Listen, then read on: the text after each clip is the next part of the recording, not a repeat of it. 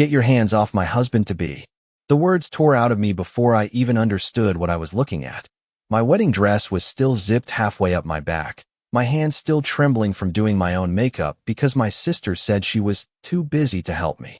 And there she was, Ijeoma, my own sister, pressed against Billionaire in the hotel suite we'd booked for the groomsmen, her fingers tangled in his collar, his mouth on her neck like I didn't exist. I don't remember picking up the champagne glass. I only remember the sound it made when it shattered against the wall behind them, and the way they both flinched apart, like guilty children caught stealing sugar. Chidinma, it's not what it looks like, Dammy said, adjusting his shirt like that would fix anything. Then what is it, Dammy? Tell me. Because it looks like you have your mouth on my sister's neck 3 hours before you're supposed to marry me. Ijeoma didn't even have the decency to cry. She just crossed her arms and said, maybe if you were more fun, he wouldn't have needed me. I wanted to scream. I wanted to burn the whole hotel down. Instead, I turned and walked out of that room in my half-zipped dress, past the guests already arriving downstairs, past the flowers I'd chosen myself, and I didn't stop walking until I was standing in front of my father. If you think you'd have done worse than throw that glass, type betrayed in the comments right now. I want to know I'm not the only one who would have broken more than China. My father didn't ask if I was okay. He didn't ask what happened. He looked at the wine stain on my dress and the mascara running down my face, and he said, you've embarrassed this family in front of 200 guests. Me? Papa, Dammy was upstairs with Ijeoma. I don't want to hear it. His voice was ice. Whatever happened up there, you will fix it quietly. You will go back up, smile, and marry that man in 1 hour like nothing happened. I will not marry a man who was just touching my sister. My mother stepped forward then, and for 1 second I thought she might defend me. Instead she said, Ijeoma has always been dramatic. You're the one causing a scene now, standing in this lobby making a spectacle. A spectacle? Mama, I caught them. Enough! My father roared, loud enough that guests in the lobby turned to stare. You have 1 hour to pack your things and leave this family's compound. I will not have a daughter who cannot control herself, who cannot keep a man happy, who humiliates us on the biggest day of her life. 1 hour, Chidinma. After that, you are no longer welcome in this house. I stood there in a dress that cost more than my monthly salary, being thrown out of my own family because I refused to marry a man who cheated on me hours before our wedding. Security was already walking toward me. My own father had called security on me at my own wedding. Ijeoma appeared at the top of the staircase, arms crossed, smiling like she'd already won. Don't worry, sister. I'll take good care of Dammy for you. I had exactly 1 hour. 1 hour to pack 26 years of my life into whatever bags I could carry, while the family that raised me watched a security guard escort me up the stairs like a criminal. Nobody helped me. Nobody said a kind word. I could hear Ijeoma laughing with the wedding planner down the hall, already discussing whether the flowers could be repurposed. By the time I stepped outside with 2 suitcases and nowhere to go, the sun was setting over Hanoi, Lagos, and I had never felt so alone in my life. That's when I thought of him. Sungo Beck. He lived 2 floors below my old apartment, the quiet man in the wheelchair everyone in the building whispered about. Poor thing, the neighbors would say. Such a shame, a man like that, all alone. I'd shared maybe 10 conversations with him in 2 years. He never talked about himself. He never complained. He just nodded politely when we passed each other and went about his day like the stairs didn't exist. I don't know why my feet carried me to his door that night instead of a hotel. Maybe because he was the only person in my life who had never once made me feel small. He opened the door in a plain gray sweater, surprise flickering across his face when he saw my smeared makeup and my suitcases. Chidinma? What happened? Marry me, I said. He blinked. What? Marry me. Tonight. Right now if you can. I need everyone. My family, Dammy, my sister. I need them to see that I don't need their pity, and I don't need their prince. You don't know what you're asking for, he said quietly, and something in his voice made me pause. Not fear, not hesitation, something closer to warning. I don't care, I said. I've never asked you for anything, Sungo, but I'm asking now. Please. He studied me for a long moment, his dark eyes unreadable in a way that used to unsettle me, and now felt like the only steady thing in my collapsing world. Okay, he finally said. Okay, Chidinma. I'll marry you. If you think Chidinma made the right call in that moment, hit like right now. And if you think she was about to make the biggest mistake of her life, tell me why in the comments. The wedding was nothing like the one I'd planned. No 200 guests, no imported flowers, no string quartet. Just a small courthouse, a handful of quiet men in dark suits who I assumed were Sungo's friends, and a judge who looked bored reading our vows. I caught Igioma's post that same night. She'd somehow found out already. Word traveled fast in Honolulu's society, and she'd posted a photo of me from years ago standing next to Sungo's wheelchair in our apartment hallway, captioned, "My sister really said, I do to a man who can't even stand for his own wedding photos. Some of us have standards." Loudly crying face. The comments were worse. People I'd known my whole life.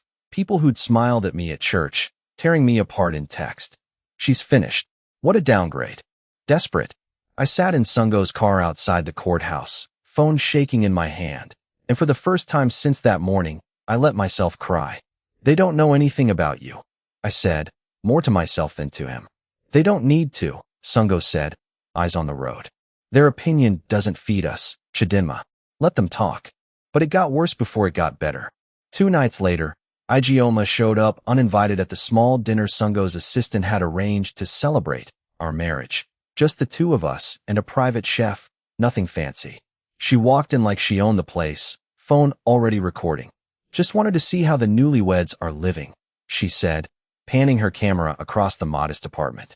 "Wow, this is cozy. Get out, Igioma." "I'm just being supportive, sister." Smile for the camera.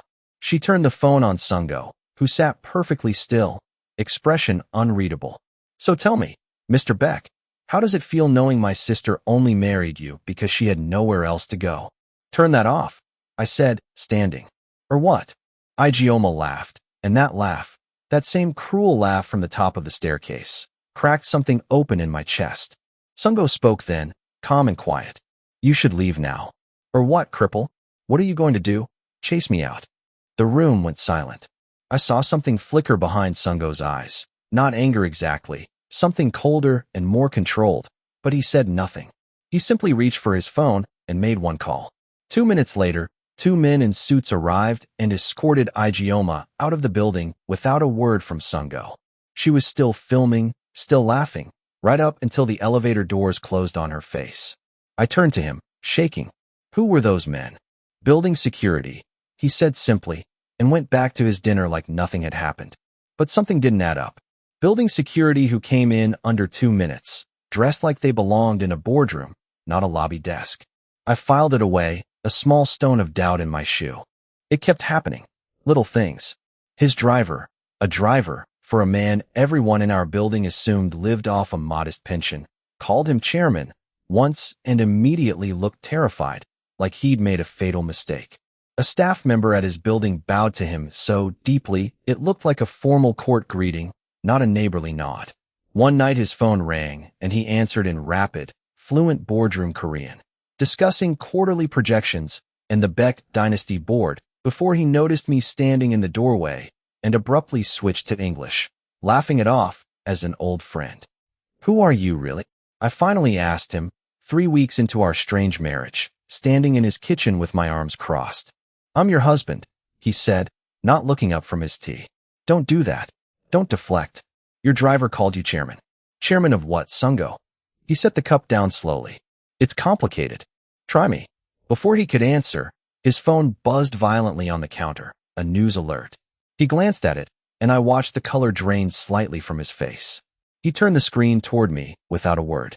The headline read, "Beck Dynasty Group Chairman Spotted at Local Courthouse. Secret Marriage?"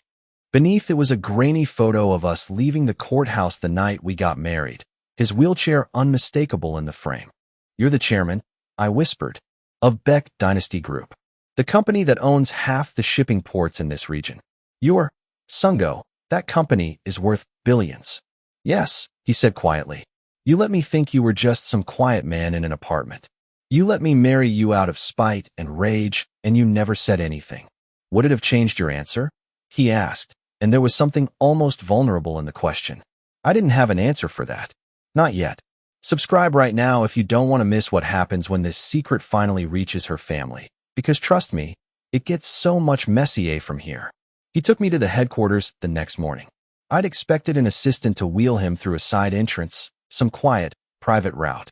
Instead, the moment we walked through the front doors, the entire lobby went still. Employees stopped mid-conversation and bowed. The receptionist nearly dropped her tablet. "Chairman Beck," she stammered. "We didn't know you were coming in today."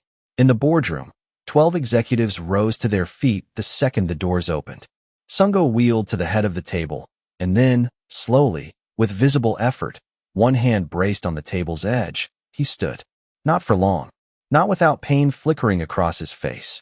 But he stood, and the room seemed to hold its breath with him. "I don't use the chair because I can't stand," he said quietly. To me, though the whole room could hear it.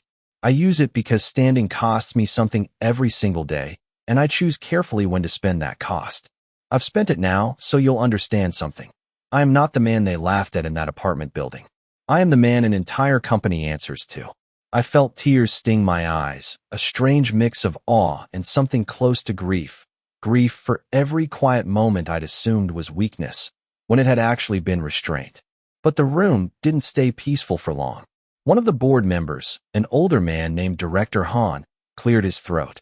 "Chairman Beck, with respect, a sudden courthouse marriage to a woman with no public profile, no prenuptial agreement, days after a very public scandal involving her own family. The board has concerns about liability. Optics. Shareholders will ask questions." "She is my wife," Sungo said, voice flat and final. "That is not a discussion item." "It will become one," Han said. "The moment the press finds out she has a sister currently posting videos calling this marriage a desperate money grab." My stomach dropped. Of course. Igioma wouldn't stay quiet now that there was money involved. If you think this board meeting was tense, wait.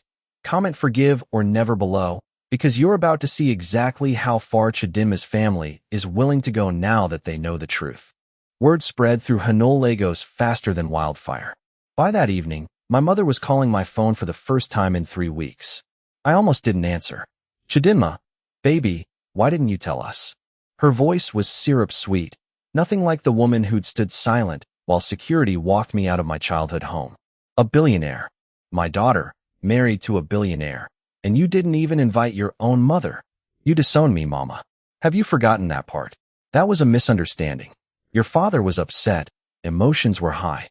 You call me a spectacle. Papa gave me 1 hour to leave the house I grew up in. We're your family," she said, like that erased everything. "Family forgives. Won't you let us come see you? See your new home?" I hung up.